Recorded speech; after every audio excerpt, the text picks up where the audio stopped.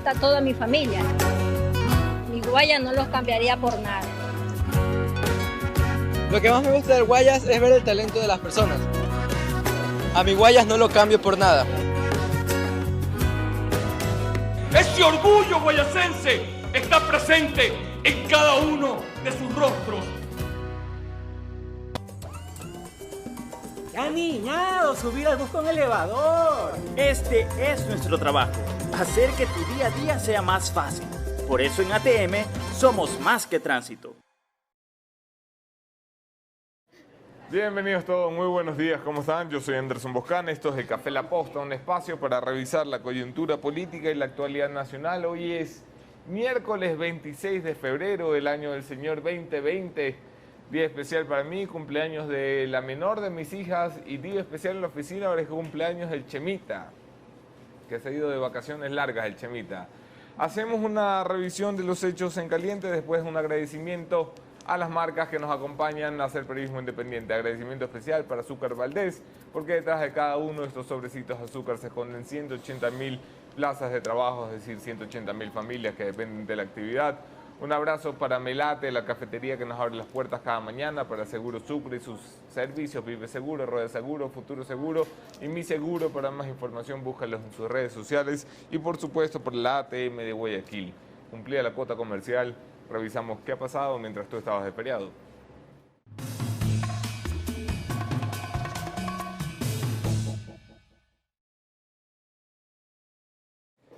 Mal feriado, si has venido de Salinas, báñate bien, es mi consejo sano, báñate bien porque esa foto va a quedar en la memoria de muchos de nosotros largo tiempo, un destino turístico que todos los monos apreciamos y queremos profundamente. El Cantón Salinas ha sido el epicentro de los paseos familiares de más de la última década y la foto de aguas negras metiéndose en mitad de un espacio de turistas es penoso. Se ha pronunciado ya el alcalde de Salinas, Daniel Cisneros, se ha pronunciado también el prefecto de Santa Elena, José Daniel Villao, así como el ministro del Ambiente, Raúl Ledesma, que dice que esto no es lo que parece, que esto parecía otra cosa, que esto parecía aguas que no debían estar donde estaban y que resulta que son aguas lluvia, que sí, que estaban feitas de color y tal, pero que no son otro tipo de aguas. Que no lo digo porque es un programa que la gente ve cuando desayuna, pero ustedes me entienden. No voy a ser como el abogado de Jorge Glass que mandaba fotos de aquellas cosas. A ver, esto requiere una investigación. El Ministerio del Ambiente ha prometido abrir una investigación, la Fiscalía ha prometido ya la apertura de una investigación que identifique responsabilidades o no, y si esto se trata de lo que todos creíamos que se trataba. Es importantísimo que esto no termine en la retahíla de informes que suelen terminar las investigaciones oficiales, sino que termine con algo claro, rápido, contundente y conciso, que nos diga si aquí se atentó contra el ambiente, se atentó contra los turistas que estaban disfrutando en Salinas y sobre todo quién es el responsable. Porque parece que las autoridades no están asumiendo las responsabilidades que yo quisiera que asuman. En Caliente Caliente también otro que ha tenido un feriadazo es el señor Pablo Romero, que ya se encuentra de vuelta en la tierrita ecuatoriana. Romero es el ex director del Servicio Nacional de Inteligencia, la antigua y desaparecida SENAIN. Fue de hecho su primer director, Pablito Romero, segundo director después del señor Patiño, el hermano de Ricardo Patiño. ¿Qué dice Pablo Romero? Pues todavía no dice nada, pero si dice algo, hay alguien que va a llorar. Porque el señor Romero no solamente era buscado y tiene que ir a Cana, de hecho está en Cana ya, por los delitos cometidos en el caso Balda y por su posible participación en el secuestro de Fernando Balda, está también buscado y se le ha abierto un proceso que no podía ser juzgado todavía, por peculado por el famoso caso Caminito, que es un caso que revienta con un informe de Contraloría de Carlos Polit. Que imagínense ustedes, para que Carlos Polit diga que aquí hay corrupción, eso ya tenía que ser imposible de tapar.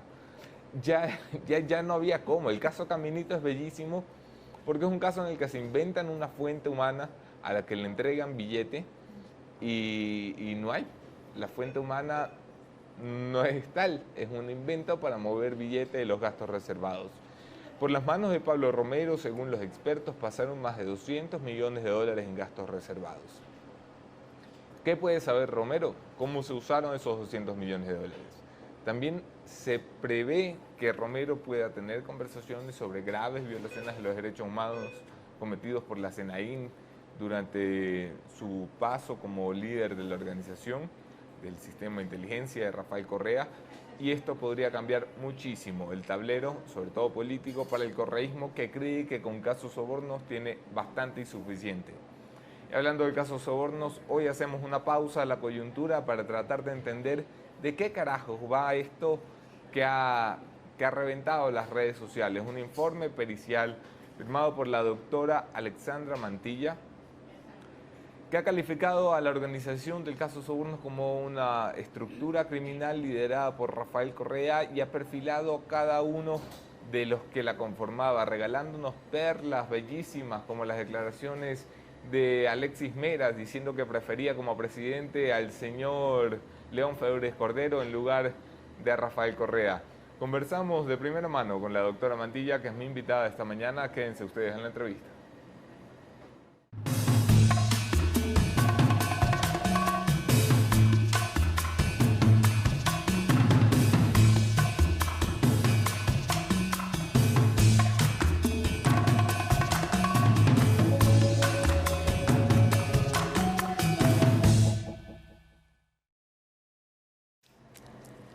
Yo soy Anderson Boscan, en todas las redes podemos seguir allí la conversación. Un abrazo especial a quienes siguen nuestros contenidos y a quienes los comparten. Los quiero más que si no los comparten. Bienvenida, doctora. Anderson, buenos días. ¿Cómo me le va? Muy bien, gracias a Dios. Recuperándome de una fuerte gripe, pero aquí vamos. No pasa nada, mientras no sea coronavirus, como le he dicho antes, todo en orden. No creo todavía, no creo que llegue a esos niveles. Usted es doctora en criminología. A ver, Anderson, gracias por empezar por esa pregunta. Se han dicho muchísimas cosas y se siguen diciendo muchas cosas en redes sociales. Y de las cosas que más me han llamado la atención es el nivel de desprecio y los epítetos tan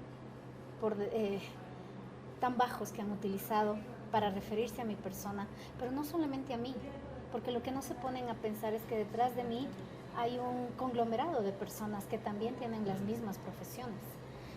Durante estos justo 8 días, me han llamado de todo. Entre mentirosa, que soy una vendida, que soy la pareja perfecta de la 10/20, que soy una teacher, que soy la docente, que soy una profesorucha, que soy una simple profesora de párvulos, que soy una profesora por ahí asomada con un mediocre título de maestría. Bueno, empecemos por ahí. En efecto, sí, mis 2 títulos ecuatorianos soy licenciada en Administración Educativa, no en parvularia, en Administración Educativa por la ESPE. Soy magíster en Gerencia y Liderazgo por la UTPL. Son títulos que no solo los ostento yo, los ostentan miles de ecuatorianos. Entonces, cuando hablamos del mediocre título, miren ustedes que no me están insultando solo a mí, sino a muchos de los estudiantes que con mucho esfuerzo tuvimos que sacar títulos, en mi caso la mayoría becada. ¿De dónde viene su vinculación con la criminología? Vamos a eso. Ahora, antes de pasar a cómo empiezan mis estudios, quiero decirles que la simple profesora de la que hablan, sí, yo he sido profesora de niños desde los 2 años, he sido profesora de escuela, de educación básica, de colegio, de universidades y de posgrado. Soy actualmente docente internacional de diplomados internacionales. He sido profesora de varias universidades de este país, entre esas la Universidad Central del Ecuador, ya que tantos son buenos investigadores, que investiguen cómo entré a la Universidad Central, qué curso gané y cómo lo hice. Entonces van a ver frente a qué profesor Sucha están ustedes hablando. Segundo, soy Premio Nacional de Educación por la Fundación Fidal de la doctora Rosalía Arteaga. De ahí, en este camino, poco a poco me voy involucrando en el proceso de criminología. Y es así como trato de elegir un país, porque primero arranquemos de ahí.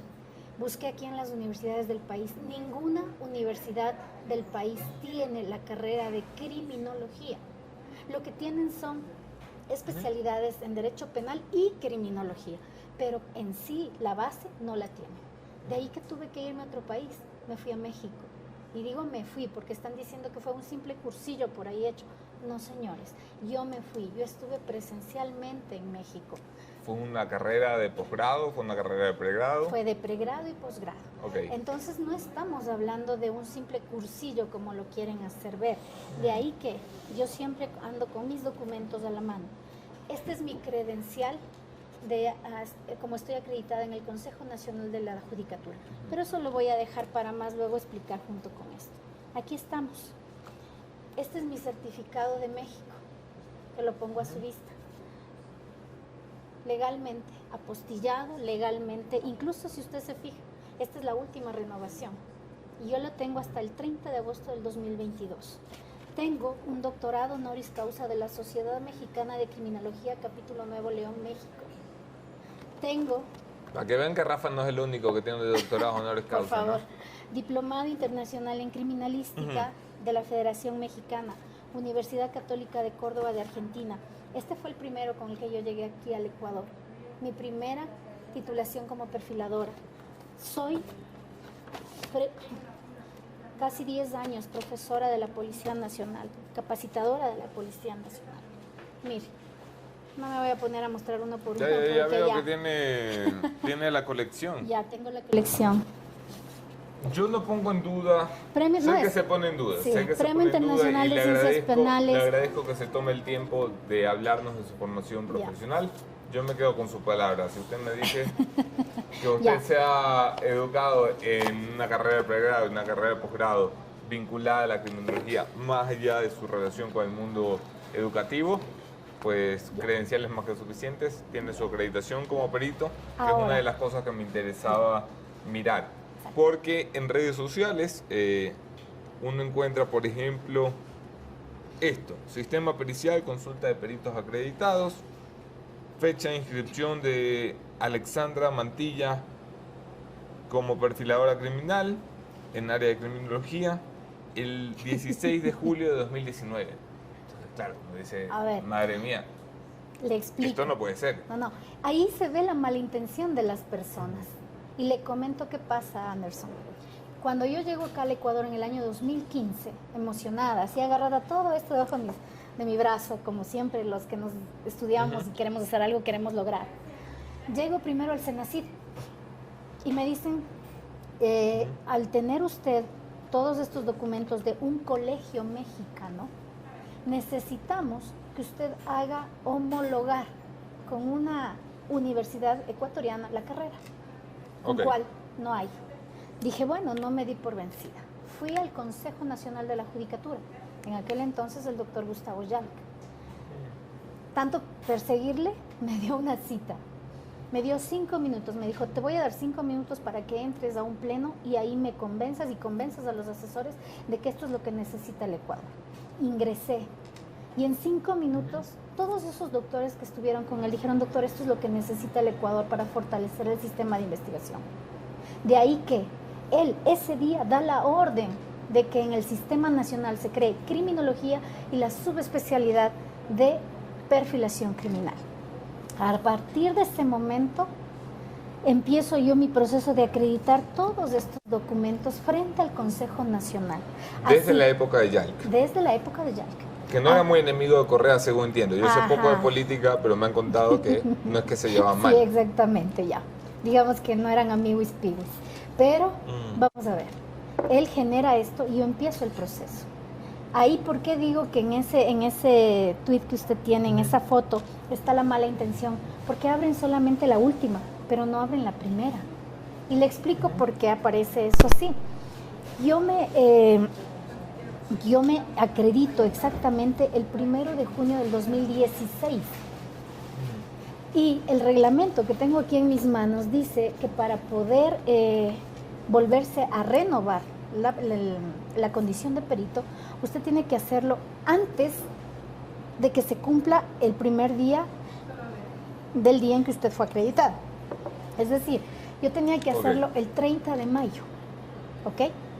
Pero por desgracia, por una cuestión de trabajo, yo salgo a los Estados Unidos por trabajo y no regreso sino hasta pasado el 20 de junio, me parece que fue 22 de junio.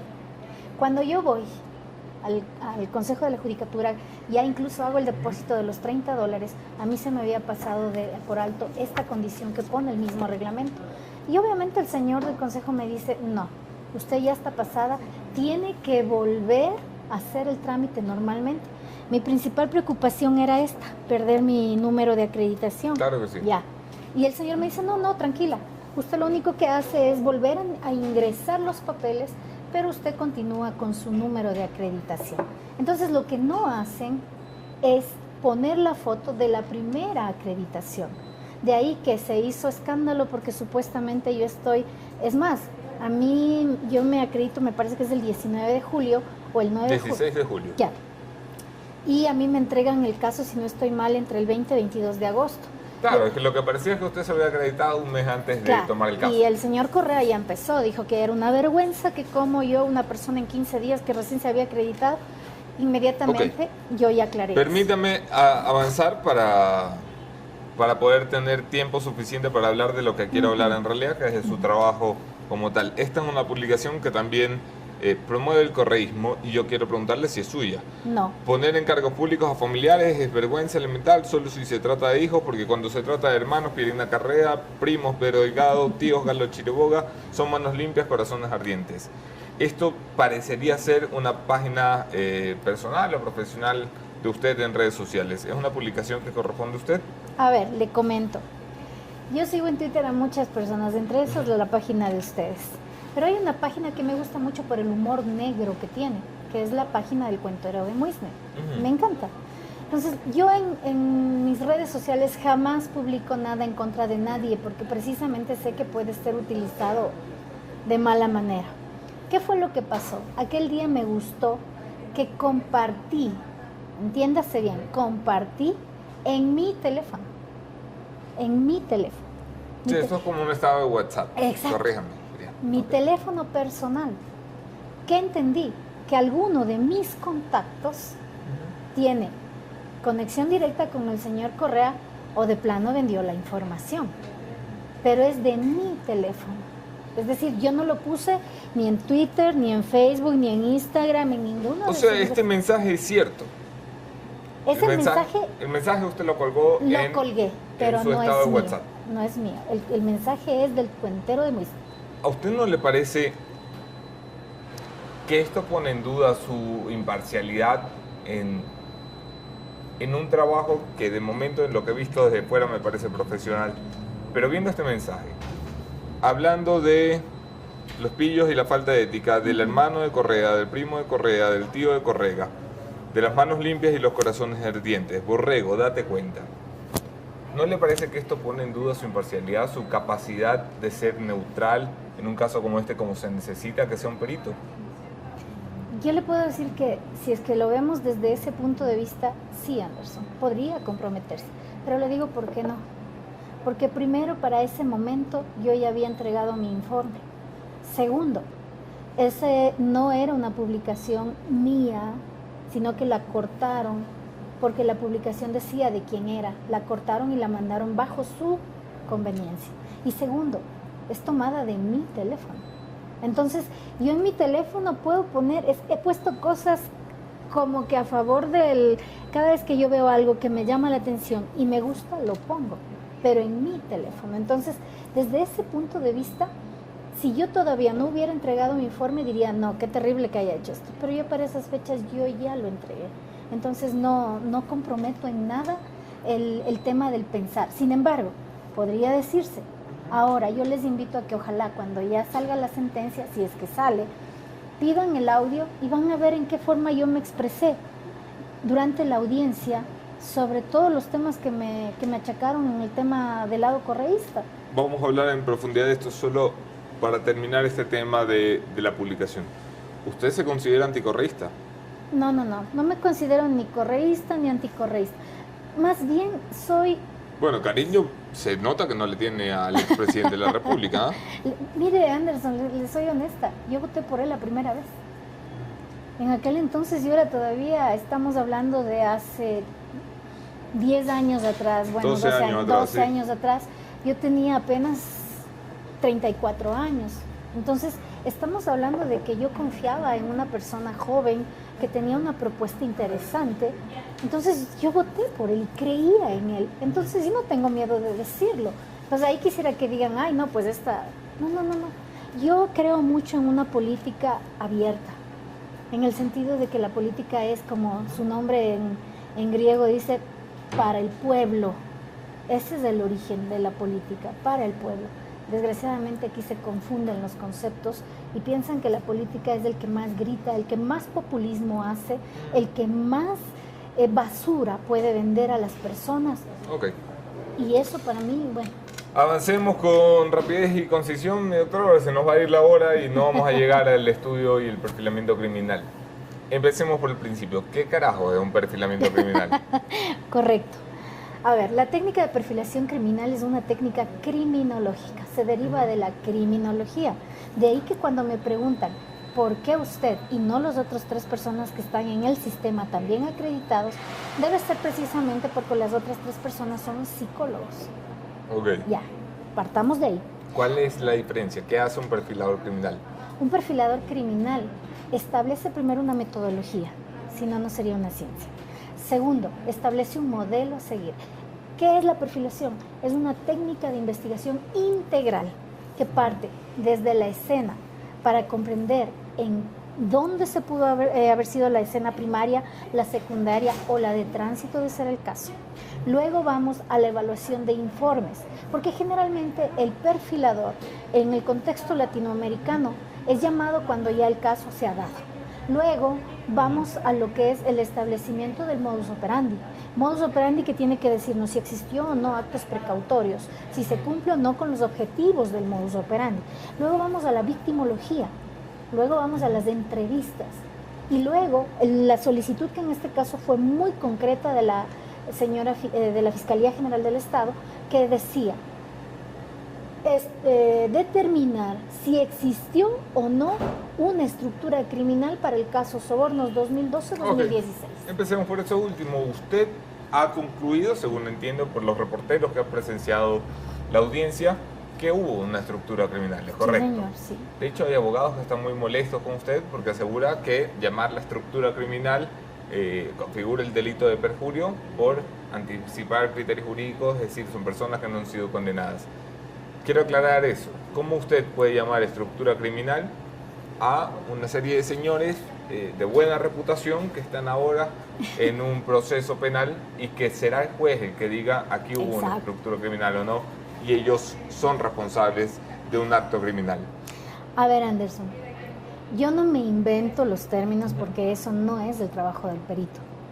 Para plantear un informe como el que yo he hecho, he tenido que basarme en documentos internacionales que nos dan el concepto y los indicadores para saber si estamos frente a una estructura criminal o no.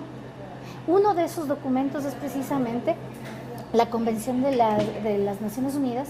El artículo 2 nos da el concepto y nos dice... De estructura criminal. De estructura criminal. ¿Qué es una estructura? Nos dice conjunto de 2 o más personas que se unen en un tiempo prolongado con el propósito de cometer actos no lícitos. Más o menos, parafraseando. Ahora bien, ¿qué nos dice la Enfopol? La Enfopol es la Organización Internacional Europea que lucha contra el crimen, la corrupción y antiterrorismo. Okay. La Enfopol pone 11 indicadores, de los cuales 4, para que se entienda que estamos frente a una estructura criminal, deben ser obligatorios. Y de los otros 7, 2 al menos deben cumplirse. ¿Qué decían estos 4? Asociación de dos o más personas. Continuidad en el tiempo o en un tiempo prolongado, 2012-2016. Cometimiento de actos ilícitos con la ayuda política, corrupción, no recuerdo muy bien, porque como digo, es un documento que yo lo estudié, lo analicé y lo propuse para entender estos conceptos. Sí, si no le pido que se sepa Ya. de memoria. De ahí, inclusive, ojalá cuando ya pase yo le puedo hacer llegar mi informe para que usted lo lea. Y usted se va a dar cuenta que de los 11 indicadores, esta estructura no cumplía solamente 2. Los demás los cumplía. Es decir, O tenemos... sea, salían sobresaliente en la estructura Sí, criminal. sí, sí. 9 sobre 11. Cosa que incluso no me pasó, por ejemplo, cuando tuve que hacer el perfil de Huacho, de la organización de Huacho, Oliver Sinester. Guacho tenía menos calificación que el correísmo. Tenía menos calificación. ¿Por qué? Porque estos indicadores no los doy yo por amor de Dios, los da una organización internacional europea. Por tanto, yo no me puedo inventar algo y decir, no, pues esta gente... No, nada de lo que yo hice está Ok. basado en mis conjeturas, está basado en algo normado, en documentos internacionales que sean conocidos y que están a la orden y a la apertura del mundo. ¿Hay subjetividad en su análisis? Para nada, para nada. No puedo ser subjetiva por una... ¿Cómo? Es porque usted me habla, ok, esta fue una estructura de de dos o más personas. Sí, fue una estructura de 2 o más personas. Es que era un gobierno. ¿Fue una estructura prolongada en el tiempo? 2012-2016. Sí, es que fueron escogidos para ese mandato en ese tiempo. ¿Fue una estructura que cometió ilícitos? A su criterio, sí. A criterio de los abogados de la defensa, no. Será el juez el que determine si esto fue ilícito o no. Correcto. ¿Cómo usted es capaz de decir que esta estructura cometía ilícitos si todavía no hay una sentencia de por medio? Eso es lo que yo quiero entender. Ya. No sé nada de su mundo y me perdona las preguntas bobas, pero No, quiero no, entenderlo. Anderson, está perfecto. Y le comento por qué. Es que no solamente están los indicadores, están el resto de evidencias que estuvieron en mis manos. Y que de ahí, recuerdo el periodista Andrés Carrión me decía, ¿cómo es que usted dice que hay estos niveles de participación? ¿De dónde saca eso? Le digo fácil. Cuando a mí me entregan primero las libretas de la doctora Martínez, las libretas de la doctora Martínez para mí fueron esenciales. Los cuadernos de Pamelita. Los cuadernos de Pamelita. Fueron esenciales porque a mí, más allá de que si eran verdaderos o falsos, o yo no sé qué, ahí es otro lío jurídico que tienen los abogados de la defensa.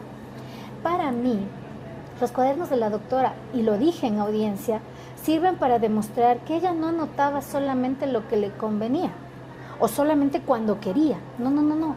La doctora era compulsiva al momento de anotar. Para la doctora, esas libretas eran sus diarios. Anderson, yo en la audiencia lo demostré. Anotaba cosas desde la parte más sencilla de su día a día, de comprarse una camiseta, hasta hacerse un cepillado, un manicure, un pedicure, y anotaba también la división de dineros, que es incluso donde yo empiezo a ver ya la aparición de códigos.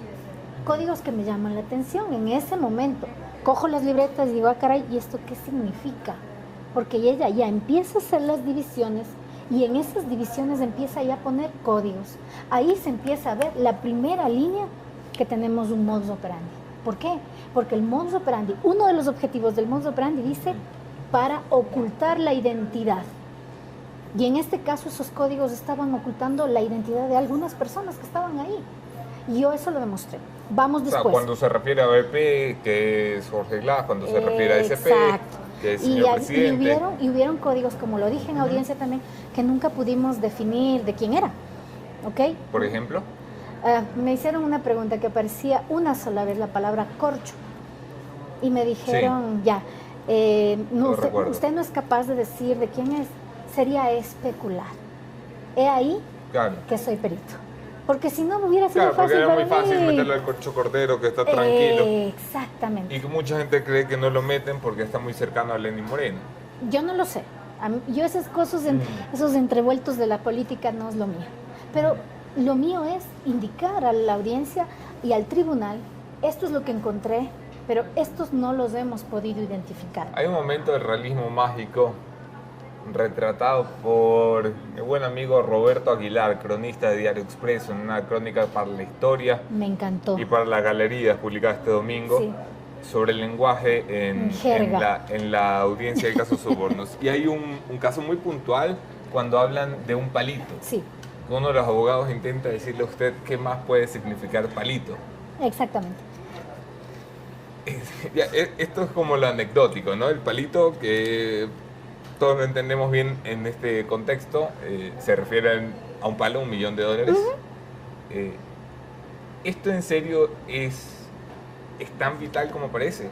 O sea, la Fiscalía le ha dado un peso mayúsculo a su participación y a su informe.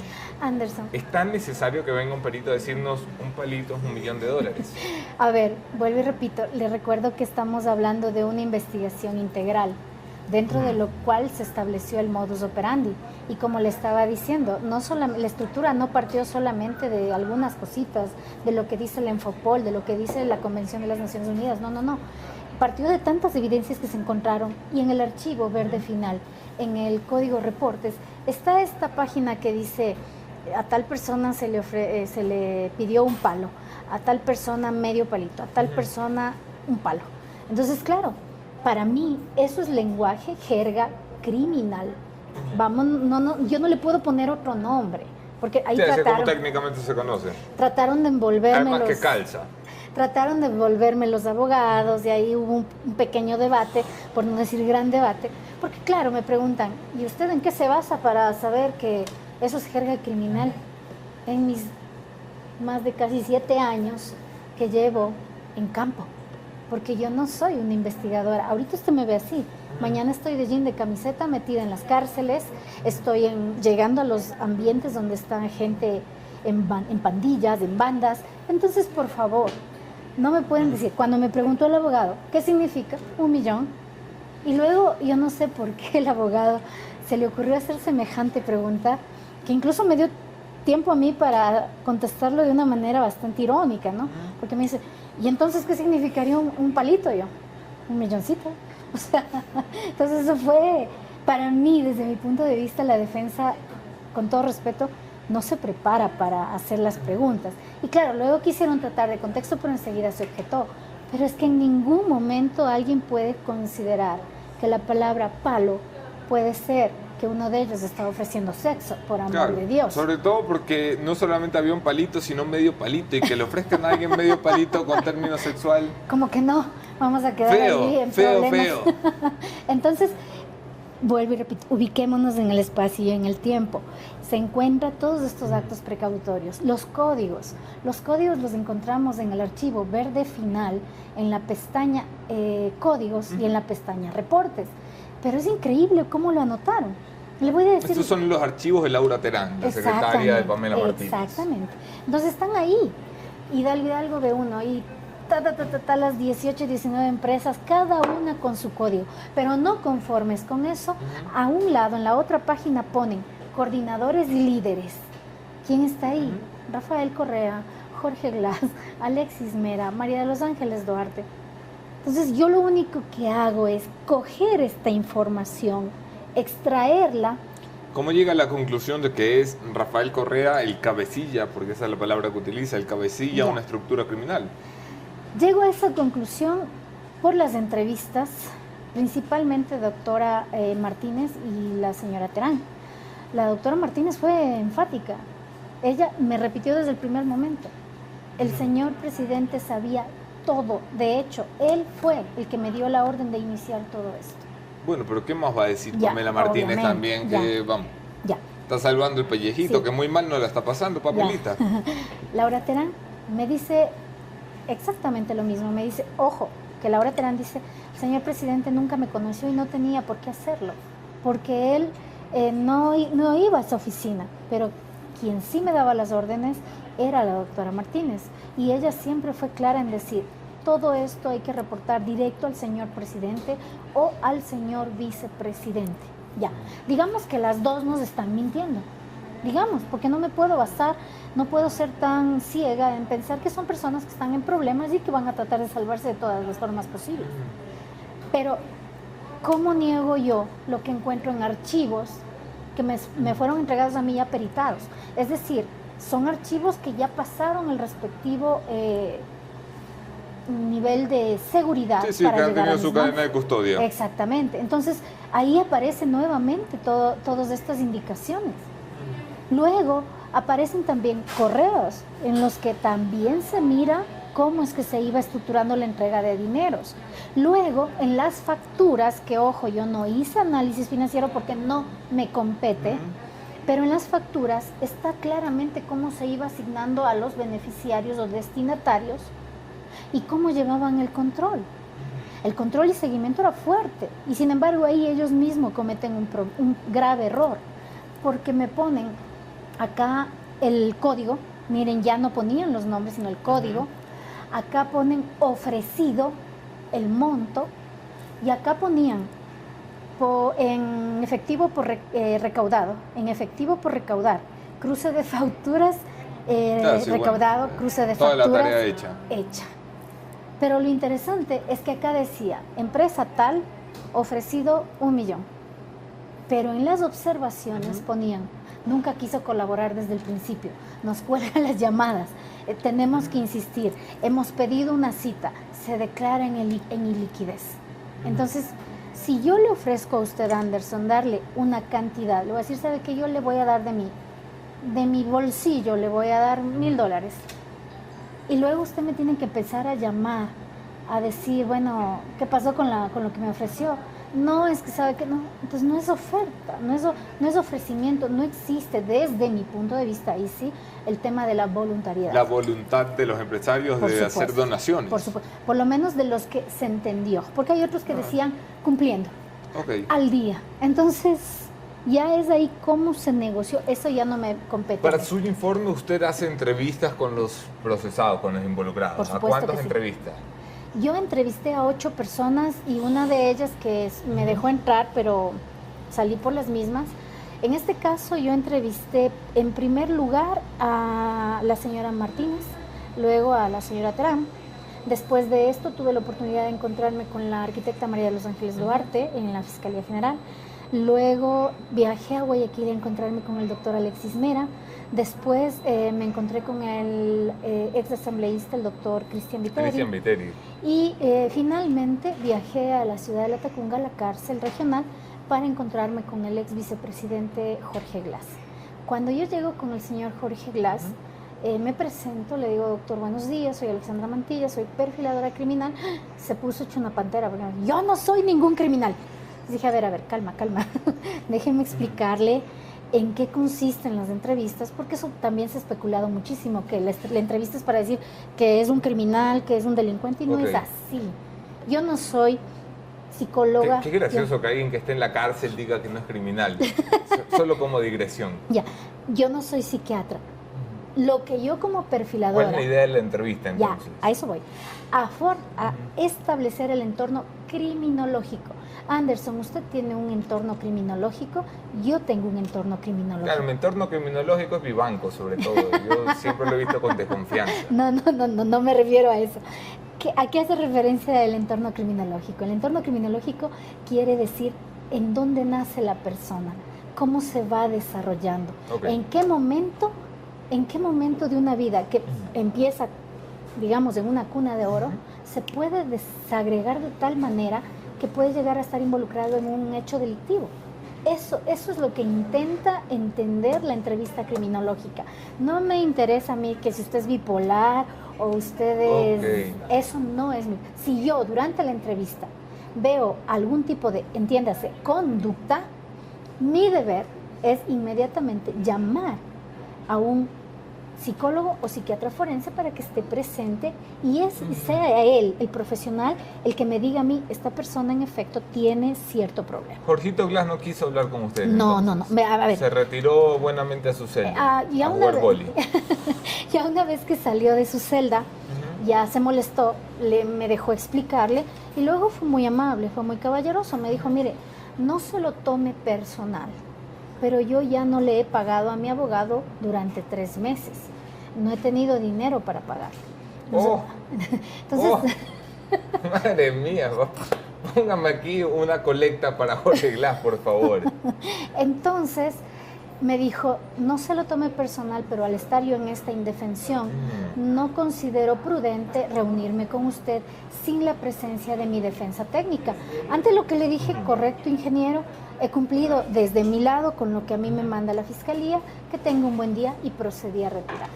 Eso fue todo con Jorge Glass, que luego durante la audiencia también se molestó su abogado porque justamente volvió a hacerme la pregunta y le dije, bueno, pues si a usted no le ha pagado 3 meses, ¿cómo quiere que yo me contacte con su defendido? Claro. Entonces, un poco esa fue la molestia del abogado y que obviamente no le dejaron. Exploremos un poco más esto de las entrevistas, que a mí me parece por lo menos curioso. Y anecdótico, la verdad. Y anecdótico. Alexis Mera, ¿qué ha sacado de esa entrevista? Alexis Mera. Además de la frase maravillosa de Correa era muy testarudo, Correa era muy... Bueno, yo primero viajo por tierra para encontrarme con el doctor Mera. Teníamos la cita a las 9:30 de la mañana en su vivienda. Bueno, si no puede ser en otro lugar, porque el señor está en arresto domiciliario, ¿no? Sí. No sea cruel, doctora. En todo caso, llegué y yo llegué destrozada del viaje. De repente vengo viendo, primero bajó la abogada a decirme que si yo tenía algún problema en que me grabara. Le dije que no, que al contrario, para mí es una garantía de que van a saber de qué se trata mi entrevista. De repente veo bajando a un doctor Mera de punto en blanco, muy bien presentado. De hecho, yo pensé que tenía algún otro evento y me doy cuenta que no, que era para recibirme a mí. Madre mía, me he sentido terrible. Y en todo caso pedí disculpas y yo tengo que reconocer ese hito de caballerosidad en el doctor, porque obviamente me recibió como quien recibe al presidente. Entonces dije, bueno, gracias. Es que muchas visitas no está recibiendo últimamente, Mera, ¿eh? Bueno, yo no lo sé. Se alegrará de ver a alguien. En todo caso, cuando empezamos la entrevista con el doctor, y claro, me va contando de su vida, dónde nace, sus hermanos, su padre, su madre, que esa es la idea. De repente llego a la pregunta. ¿Pero le cuenta en plan amigo o le cuenta en plan entrevista? Una entrevista abierta. Ok. Anderson, yo jamás hago entrevistas estructuradas. No me funcionan a mí. Yo como investigadora vamos conversando y yo voy hilando lo que quiero entender y saber, y sobre todo lo que me quieren comunicar. Por eso es que inclusive el día de la audiencia, en respeto a los entrevistados, pedí permiso al tribunal para poder leer esa parte de mis entrevistas, porque no sería bueno que yo interpretara algo que me lo dijeron textualmente. Sí, por supuesto. Entonces, bueno, empezamos a hablar y de repente fue que yo le pregunto, doctor, ¿y en qué momento entra usted a la vida pública? Y me dice, mire, yo entro como asesor del expresidente León Febres Cordero. Cuando alcalde de Guayaquil. Exactamente. Entonces le digo, qué interesante. Y fue así. Y usted no me lo pregunta, pero se lo voy a decir yo. Le digo, sí. Me dice, si usted me dice a mí, ¿con quién me quedo? Si con León Febres Cordero o con Rafael Correa, yo me quedo con León Febres Cordero y por mucho. Yo dije, wow. Ahí sí pregunté, ¿y por qué? Porque con León no estaba preso. Bueno, no lo sé. Es una apuesta personal esa, no sé, a lo mejor tiene algo que ver. No lo sé. Bueno, a mí me habló de que el señor León Febres Cordero, para el momento en que él entra a trabajar con él, ya era un político maduro, que cuando llegó a ser presidente ya tenía 63 años y que a él le resultaba fácil asesorarlo y que él se dejaba asesorar. Mientras que Rafael Correa era, pues, un tanto caprichoso. Utilizó otra palabra, pero por respeto no la voy a decir. Pero era inmaduro. ¿Pero qué usó una mala palabra? No. Yeah. Ya, Rafael Correa era un tal por cual. No. Lo que le digo es que él me habló de un Rafael Correa caprichoso, de un Rafael Correa, para mí un adolescente, el perfil que él me dio, porque me dijo, mire, le voy a decir otra cosa, dijo, doctora, él odia a todos los abogados, los odia a todos, yo. Pero yo nunca le firmé nada que no fuera legal. Y cuando yo le decía no, él buscaba un abogado hasta que le dijera que sí. Ejemplo de aquello, dijo, el famoso Ministerio del Buen Vivir. Para mí eso era una payasada y así resultó al final.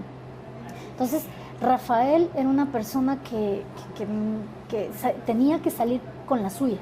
Esa fue la palabras más, palabras menos que el doctor. Bueno, es que al doctor Mera se le ha acusado de todo menos de ser mal abogado, ¿no? Exactamente. O sea, el doctor, yo creo, me hicieron una pregunta el otro día, me dijeron, ¿cuál es el perfil de Alexis Mera? Entonces le digo, para mí es un hombre que ya está más allá del bien y del mal. Tiene un camino político recorrido increíble y él sabe todos los recovecos de la política. Entonces, a él le podrán acusar de muchas cosas, pero en realidad... Notaba en la conversación con Mera, usted me dice cuando ya estoy entrando a un plano de mucha subjetividad, pero ¿notaba en la conversación con Mera algún tipo de resentimiento para con Rafael? No. Lo que notaba es que él hablaba desde su experticia, desde su experiencia que vivió a su lado, de cuántas veces él le dijo que no a muchas cosas y que él pues se salía con la suya buscando a otra persona. Hablaba de yo creo, ahí sí voy a dar mi opinión personal y me lo atrevo porque usted me lo está preguntando. Yo creo que Alexis Mera hablaba de un político que si se hubiera dejado asesorar le hubiera ido mucho mejor. Esa fue la impresión que a mí me dio. Que si Alexis Mera hubiera logrado que Rafael Correa le hubiera hecho caso en muchas cosas, quizás él me dio a entender que nada de esto estaría pasando y que no habrían tantos escándalos como los que han salido. Lo primero que pensé cuando estalló el escándalo sobornos en la famosa publicación de Villavicencio y Zurita es: madre mía, tanto cuidó Alexis Mera a este tipo para que venga un archivo de Excel y con 2 dedos de frente anotar hasta los códigos en un archivo, o sea, con lo cuidadoso como abogado que era el señor Mera, caer por una cosa tan bizarra como esta, tan burda como esta, no le tiene que haber hecho mucha gracia. Por supuesto. O sea, ¿qué hay de la doctora Duarte? La arquitecta María de los Ángeles Duarte, una mujer de cuna de político, su padre un político muy reconocido, por el cual ella incluso se anima a entrar en la política. Dice haber conocido a Rafael Correa en la universidad, que desde ahí formaron ya un movimiento, siempre de izquierda. A ella sí le pregunté, yo por ejemplo le dije: arquitecta, ¿qué opinión tiene usted de Rafael Correa? Me dijo: miren, Rafael Correa era un joven con muy buenas intenciones, y de ahí que todos los que le seguíamos y estábamos a su lado teníamos esa misma esperanza de un día lograr que el país cambiara. Y actualmente le tienen miedo porque saben que sigue siendo, la gente le adora. Dije, bueno, sí. Me dice, pero el problema es que yo creo que en el camino se dejó rodear de gente no muy buena. Entonces, esa fue la posición de María de los Ángeles Duarte, una mujer de familia, una mujer que desde mi punto de vista sufre mucho por todo lo que está pasando. Más aún tiene niños pequeños, María de los Ángeles Duarte. Para su niño pequeño, claro. Entonces es una situación que como mujer me solidarizo con ella, como mujer, porque no debe ser nada fácil. Ahora mismo yo que veo que me amenazan, que me insultan, procuro mantener a mis hijos lejos de todo lo que es redes sociales para que ellos no se vean afectados por todo lo que dicen, porque en realidad han sido 8 días en el que el doctor Franco Loor se ha dedicado a insultarme, a poner mi foto en todas partes, a decir que soy por poco y es que la peor escoria del mundo. Y por último, me encantó algo que dijo el doctor García, a quien tengo el gusto de conocer en un seminario, nos encontramos, pero que tampoco soy muy seguidora de lo que él dice o hace. Sin embargo, parafraseó algo el día domingo, me parece que fue, o el día lunes, que dijo: es impresionante cómo se han dedicado a tratar de desacreditar la persona, pero no el trabajo. No he visto a nadie peleando. Exacto. El informe no lo pueden echar al piso porque aún no hay nadie que en realidad encuentre por dónde. Entonces, eso al final del día, Anderson, a mí me tiene un poco tranquila porque digo, bueno, no nos vayamos todavía en las entrevistas. María de los Ángeles Duarte, su percepción es la de una persona golpeada, la de una persona afectada por lo que está pasando. Por supuesto que sí. A diferencia del doctor Mera, que según me cuenta, pues no es que bajó cabizbajo y... No. El doctor siempre, primero muerto que sencillo, digo yo.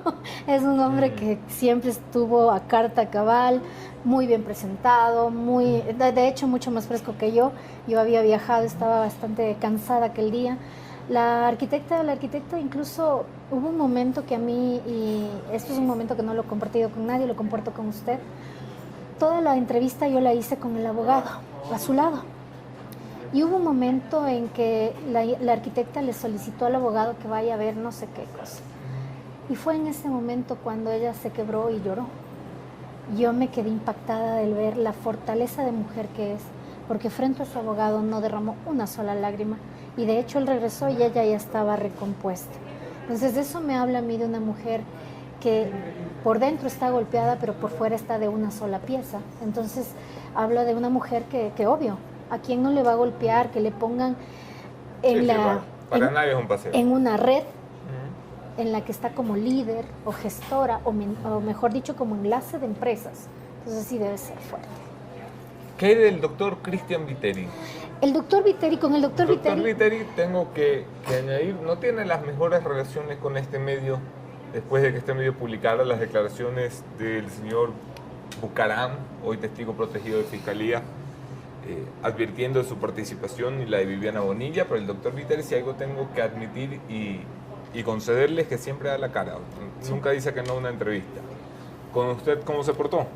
El doctor Viteri, en primera instancia, su defensa técnica le aconsejó que no se reuniera conmigo.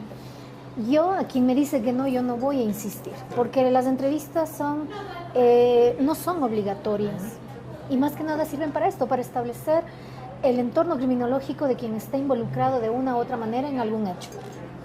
En primera instancia pasó eso, de repente un día recibo una llamada a mi teléfono, que era el doctor Viteri. Me dice, mire, yo en contra de mi defensa técnica he decidido que me voy a reunir con usted y quiero hablar.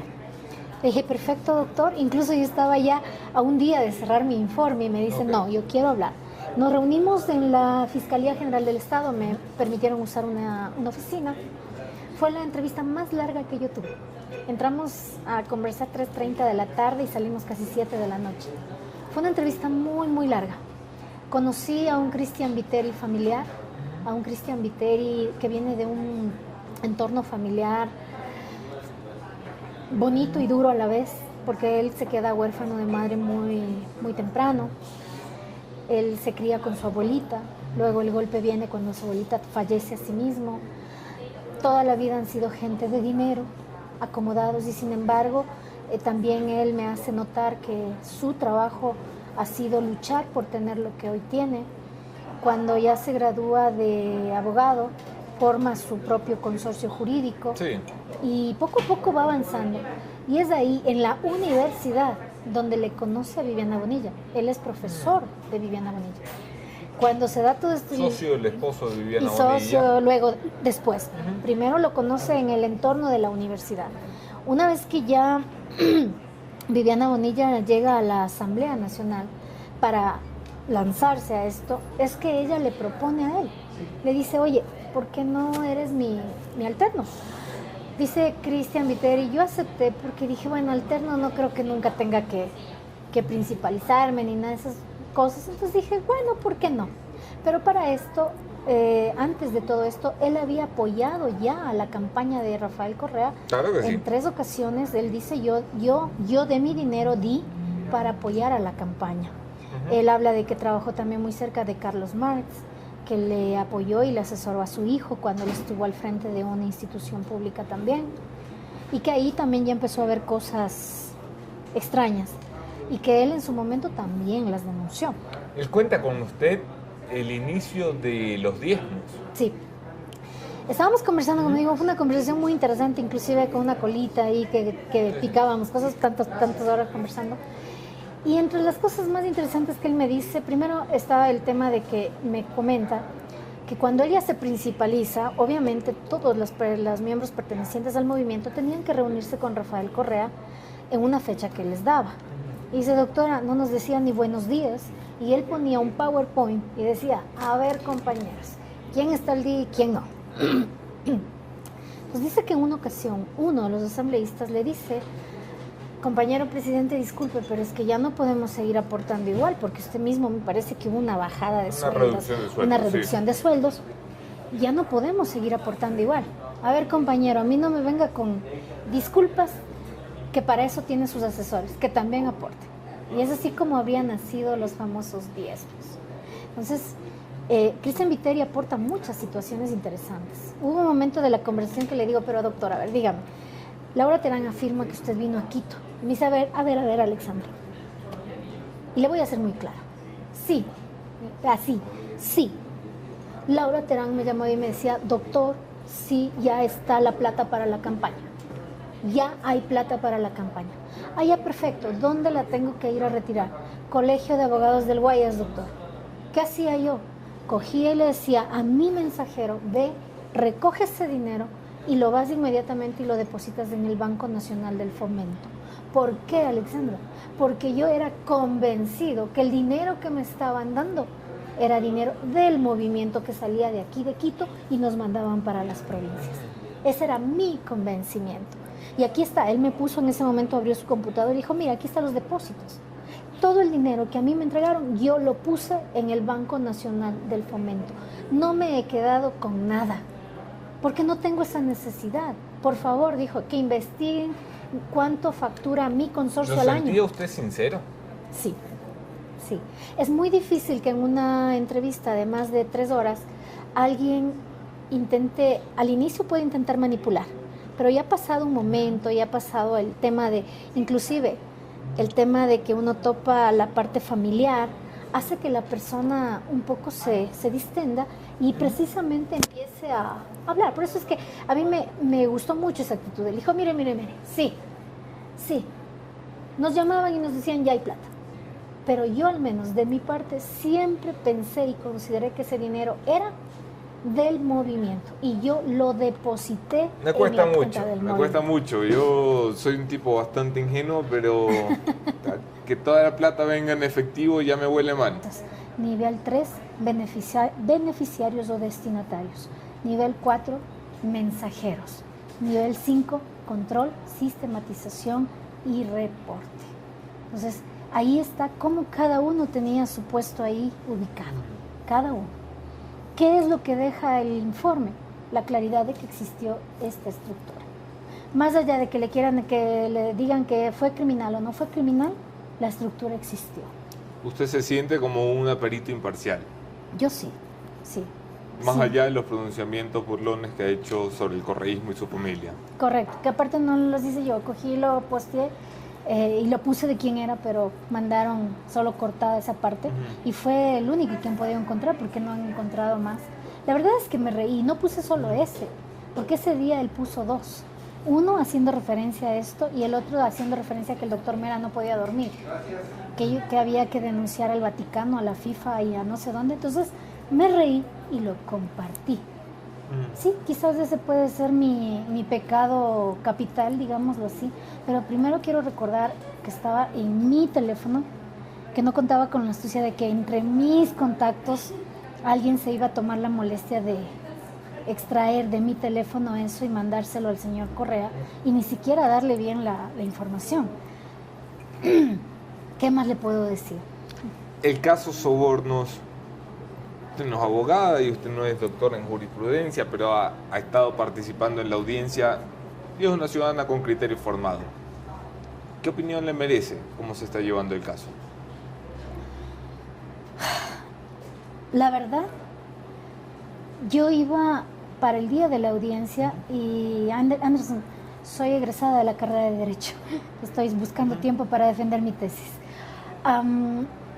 Yo esperaba en la audiencia encontrarme con abogados mucho más preparados para votar el perfil. Y no entendí el nivel de abogados con el que me topé.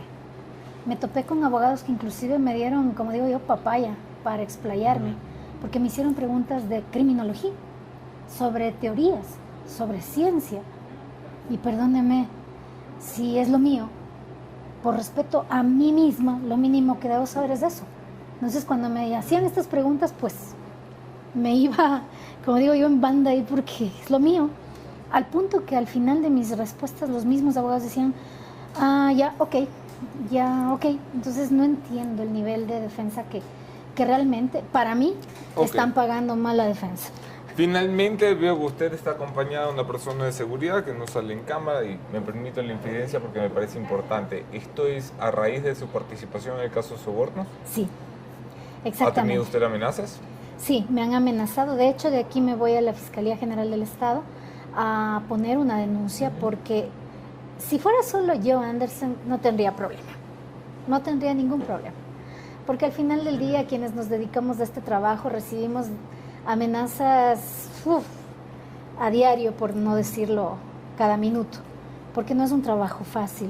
Cuando entra uno a las cárceles uno se expone, cuando yo entro a los ambientes criminales me expongo, pero yo sabía el peligro que era enfrentarse a políticos, que son mucho más peligrosos que la gente que está en la cárcel.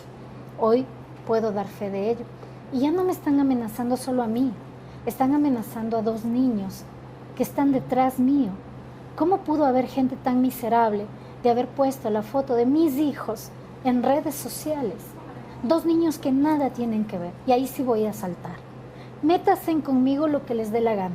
Yo sé mi camino y no he respondido a nadie, porque no vale la pena dar oídos a palabras necias.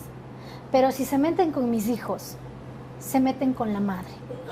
Y ahí sí yo voy a saltar. Y si tengo que dar mi vida por defender la de mis hijos, por defender no solo la vida, sino la paz, el entorno y la parte emocional de mis hijos, Anderson, yo dejo mi vida y me dejo matar por ellos.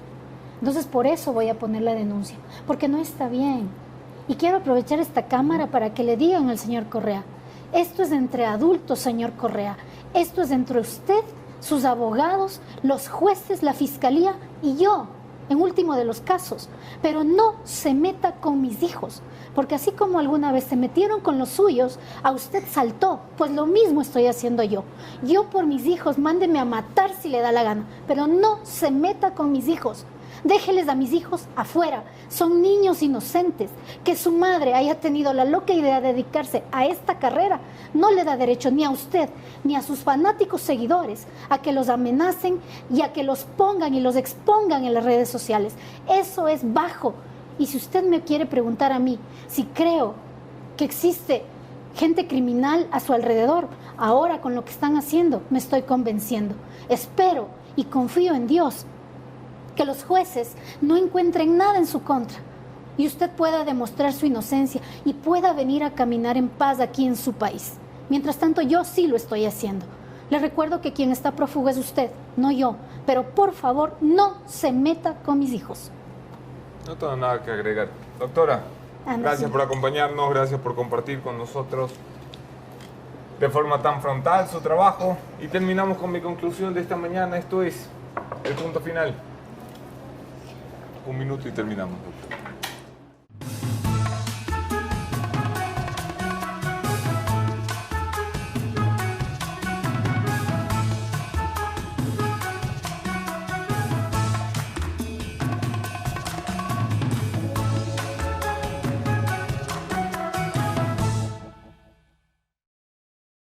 El regreso de Pablo Romero pone las cosas nuevamente fuera de lugar. Y el correísmo debería acostumbrarse ya a que el destino le juegue malas vueltas. Si no, recordarán ustedes el 21 de diciembre de 2016, 4 de la tarde, cuando en una campaña casi ganada y sin ningún tipo de complicaciones asomó el caso de Brecht por nuestras narices. Complicada la vida entonces de los más altos mandatarios y funcionarios del correísmo. El regreso de Pablo Romero es algo muy parecido. Es tarea de quienes están al frente del sistema de rehabilitación social, del sistema de justicia, de la vindicta pública, aprovechar esta oportunidad, porque esta es una oportunidad de oro, una oportunidad para acabar con la impunidad, que es el mayor de los pecados a los que se enfrenta este país. Como lo decía en la introducción, Romero no es solamente tutor y custodio de los más altos secretos del correísmo a través de la SENAIN, es también partícipe en graves casos de violaciones a los derechos humanos. Es también partícipe de casos donde se presume hay existencia de peculado, como el caso Caminito. Y es también custodio de varios terabytes de información que quienes nos dedicamos a la investigación hemos perseguido desde hacía tiempo. El regreso de Romero tiene que poner las autoridades en un plano de alerta, porque yo no descartaría que al tratarse de una estructura criminal como la que se trata, con las prácticas que ha demostrado tener, con un general de la República asesinado mientras eran parte del gobierno, yo no descartaría que incluso la vida del señor Romero esté en juego. Y no lo digo por asustar a nadie, mucho menos al señor Romero, que curtido tendrá que estar en estas cosas. Pero lo digo porque hay que proteger la vía que tenemos para acabar con la impunidad.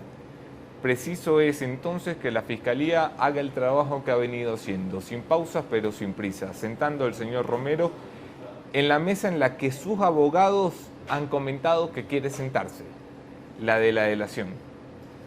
Así que si ustedes creen que no hay motivos para empezar sonrientes la semana, ahí les dejo uno. Aquí nos vemos mañana, otro tema, otro entrevistado y otro entrevistador. Mañana y el viernes los acompaña el Jeff Sanguña.